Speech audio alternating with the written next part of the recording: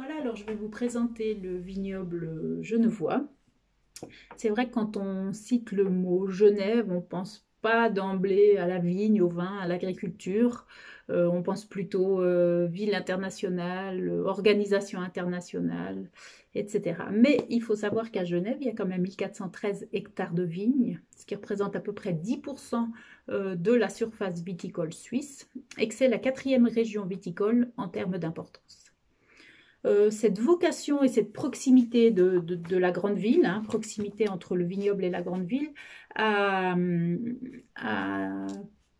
permis ou a un petit peu influencé les producteurs locaux pour qu'ils diversifient leur encépagement et cette clientèle internationale étant assez demandeuse de variétés, en fait, qu'ils puissent proposer cette variété eux-mêmes directement à leurs clients.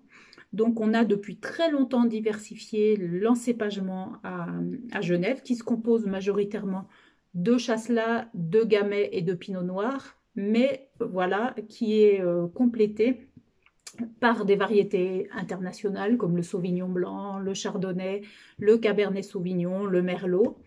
Mais aussi par des spécialités un petit peu plus historiques, hein, qui sont implantées de longue date, comme l'aligoté par exemple, le chérébé, ou des variétés savoyardes comme l'altesse ou la mondeuse.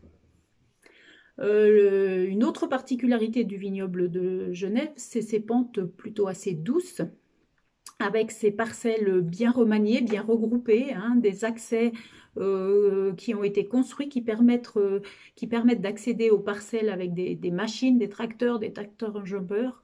Et ça a permis vraiment de bien rationaliser les coûts de production, de diminuer la main-d'œuvre, ce qui n'est de loin pas le cas partout en Suisse, et qui a permis qui permet d'obtenir des vins vraiment d'un rapport qualité-prix imbattable.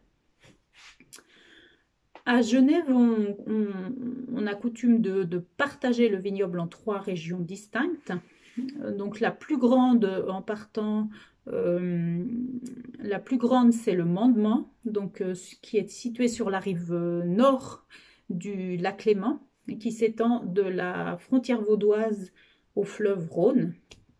Dans le Mandement, on a la commune de Satigny, qui est avec ses nombreux villages,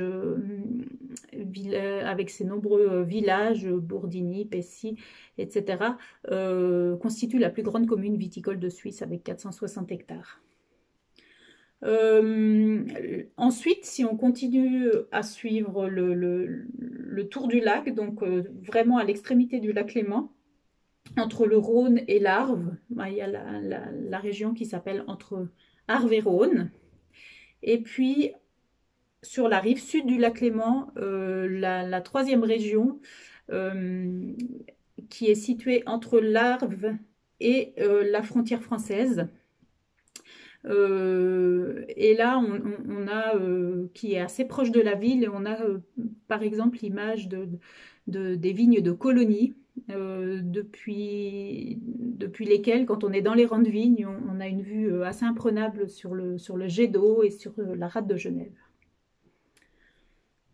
Voilà, un petit mot sur le Gamaret, puisqu'on a choisi comme vin emblématique de Genève de vous présenter un Gamaret. Donc le Gamaret est un cépage croisé en Suisse, obtenu en Suisse, un cépage autochtone qui a été croisé à agroscope au début des années 70 et qui résulte d'un croisement de Gamay et de Reichensteiner. Reichensteiner est un vin blanc allemand. Pourquoi on fait des croisements et comment on fait des croisements? En fait, il n'y a pas du tout de manipulation génétique dans les croisements viticoles, hein. On force juste un peu la nature en reproduisant des croisements qui se font naturellement dans la vigne, mais tout en choisissant les parents. Donc là, on a été chercher les parents, le Gamay et le Reichensteiner, pour essayer de produire un vin. On voulait produire un cépage rouge qui pouvait amener de la couleur au vin rouge de l'époque, hein, des années 70-80, qui souvent en manquait un petit peu. Et puis on s'est rendu compte que ce Gamaret, en fait, amenait non seulement de la couleur, mais il amenait de la structure aussi, et que il était très bon en assemblage, mais qu'il était aussi très bon vinifié pur. Et donc, c'est une très très belle réussite. Il a beaucoup de succès. On en trouve aussi un petit peu, ce Gamay a été un petit peu exporté en dehors des frontières. On en trouve aussi dans le Beaujolais et dans la vallée d'Aoste.